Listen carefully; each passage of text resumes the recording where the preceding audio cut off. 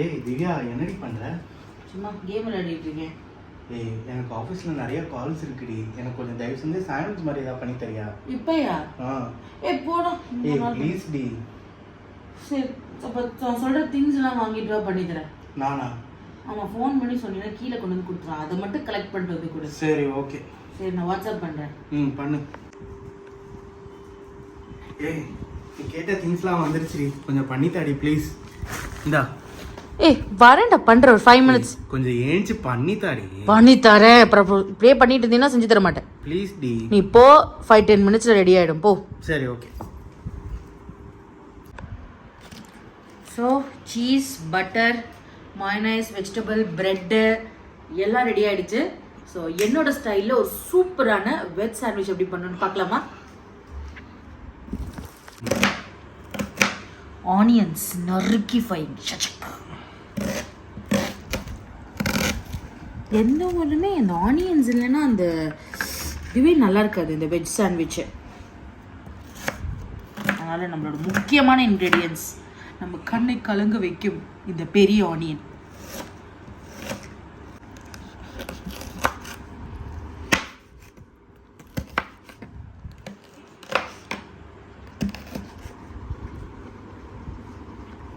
Okay.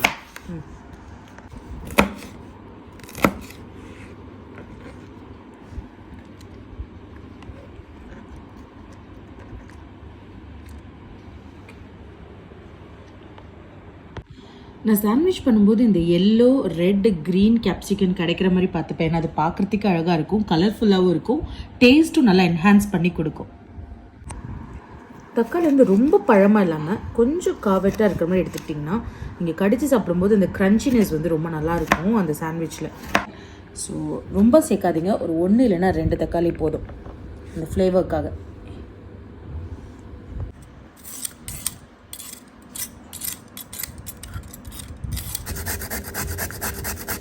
So நான் use பண்ணுற veggies வந்து 3 types ஆஃப் கேப்சிகன், அது 3 different colors, onion, tomato, carrot, then cucumber.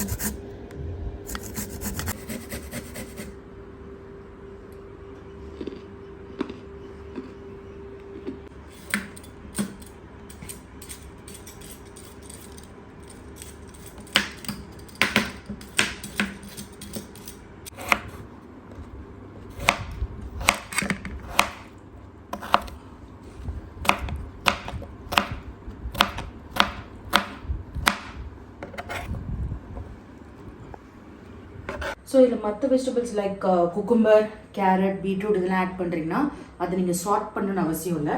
But capsicum, onion and டொமேட்டோவை saute பண்ணிக்கணும் ஆயிலில். அப்போ தான் வந்து நல்லா வந்து குக் ஆகும். நம்ம ப்ரெஸ் பண்ணும்போது அந்த சாண்ட்விச் வந்து ரொம்ப நல்லா வரும்.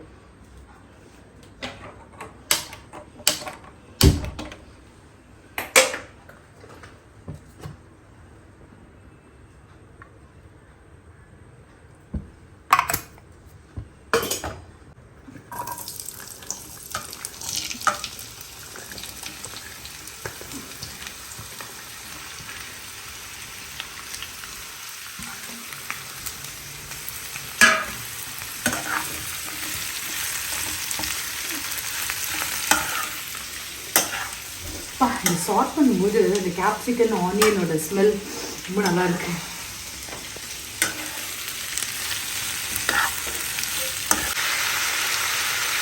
நான் வந்து கொஞ்சமாக சால்ட் போட்டுக்கிறேன், ஏன்னா நம்ம சாண்ட்விச்சில் வேறு எங்கேயும் சால்ட் போட போகிறது இல்லை.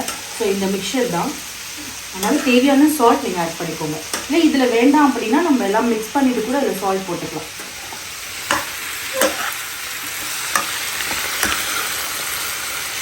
ஸோ இப்போ இது நல்லா வந்து சாட் ஆகட்டும் ஒரு 4 to 5 minutes. அதுக்குள்ளே நம்ம அந்த சாண்ட்விச்சோட பேஸ் ரெடி பண்ணிடலாம். கொஞ்சம் கொரியாண்டர் லீவ்ஸ், கொஞ்சம் வந்து புதினா லீவ்ஸ், கொஞ்சம் ஜீரகம், காரத்துக்கு ஏற்ற மாதிரி பச்சை மிளகா, 2 துண்டு இஞ்சி, அப்புறம் பூண்டு ஒரு 4லேருந்து 5 பல். இது மட்டும், மற்றதெல்லாம் கூட நான் கடையில் வாங்குவேன். பட் இந்த பேஸ் வந்து வீட்டில் அரைச்சிங்கன்னா அந்த அரோமா, அந்த ஃப்ரெஷ்னஸ் வந்து இந்த சாண்ட்விச் வந்து நல்ல டேஸ்ட்டை என்ஹான்ஸ் பண்ணும். ஸோ இதை நம்ம கிரைண்ட் பண்ணி எடுத்துக்கலாமா?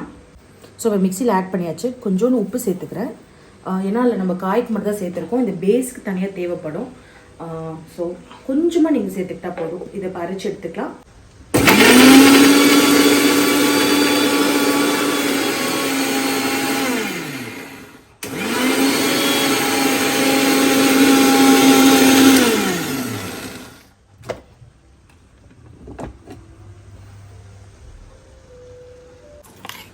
பாருங்க அந்த பேஸ் ரெடி ஆயிடுச்சு. டேஸ்ட் பண்ணிப்போம். சூப்பர். இது நல்லா சாட் ஆயிடுச்சு. இதை நான் ஆஃப் பண்ணிக்கிறேன். ஆஃப் பண்ணிவிட்டு நான் கேரட்ஸும் இதுவும் பண்ணிக்கிறேன். ஆற வச்சு கூட ஆட் பண்ணிக்கலாம், இல்லை அப்படியே கூட ஆட் பண்ணிக்கலாம். போட்டு அது கலந்துருங்க. ஏன்னா அதில் இருக்கிற சால்ட் இதில் இறங்கணுன்றதுக்காக நான் மிக்ஸ் பண்ணுறேன்.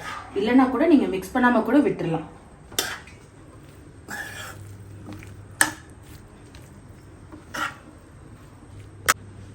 ஸோ இதில் நான் வந்து எக்லெஸ் கார்லிக் மயோ ஆட் பண்ணிக்கிறேன். இது கடலை வாங்கினது தான். யூஸ்வலாக நான் வீட்லேயே கேஷ்யூஸ் ஆயில் கார்லிக் வச்சு தயாரிப்பேன். But no time. ஸோ அதை நான் மிக்ஸ் பண்ணிக்கிறேன். ஸோ இதோட மிக்ஸ் பண்ணிட்டீங்கன்னா நீங்கள் வச்சு ப்ரெஸ் பண்ணும்போது சாண்ட்விச்சோட டேஸ்ட் வந்து ஃபுல்லாக ஸ்ப்ரெட் ஆகி இந்த மைனஸ் நல்லா இருக்கும்.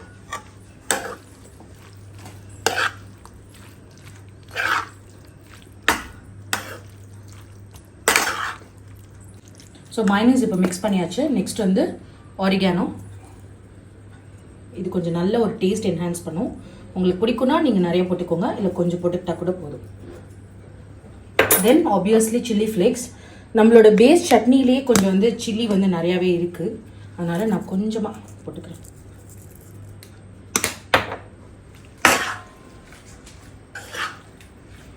ஸோ இந்த பேஸ் சட்னி அந்த ஸ்டஃபிங் வந்து ரெடி ஆகிடுச்சு. இனிமேல் ப்ரெட்டை வந்து சீஸ் வச்சு பட்டர் வச்சு டோஸ்ட் பண்ணி எடுக்க வேண்டியதுதான்.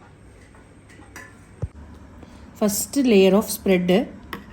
ஓகே, இப்போது இதில் வந்து நம்மளோட அந்த ஸ்டஃபிங்ஸை வந்து மேலே ஸ்ப்ரெட் பண்ணிக்கிறேன்.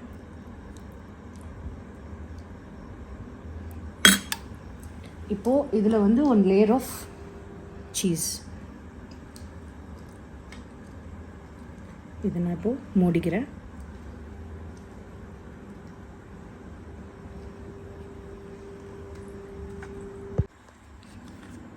So butter. ஸோ பட்டரை நல்லா ஸ்ப்ரெட் பண்ணிவிட்டு ஐம் ஜஸ்ட் பிளேசிங் திஸ். இது மேலேயும் கொஞ்சம் பட்டர்.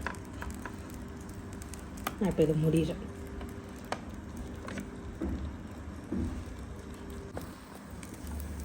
Wow, it's ready.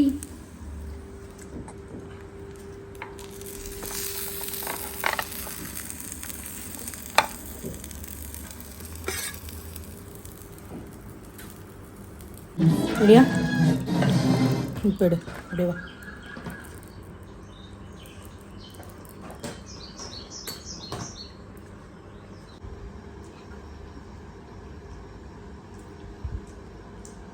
நான் சொல்கிறதா சாப்பிட்றதான்னு தெரியல. டேஸ்ட்டு சூப்பராக இருக்குது. சான்ஸே இல்லை. செம்மையாக இருக்குது. இதை விட என்னங்க வேணும்? இதே மாதிரி நிறைய வீடியோஸோட உங்க எல்லாத்தையும் நான் சந்திக்கிறேன். Until then, it's bye from Divya as Nazi. Thamizhachi. Bye bye.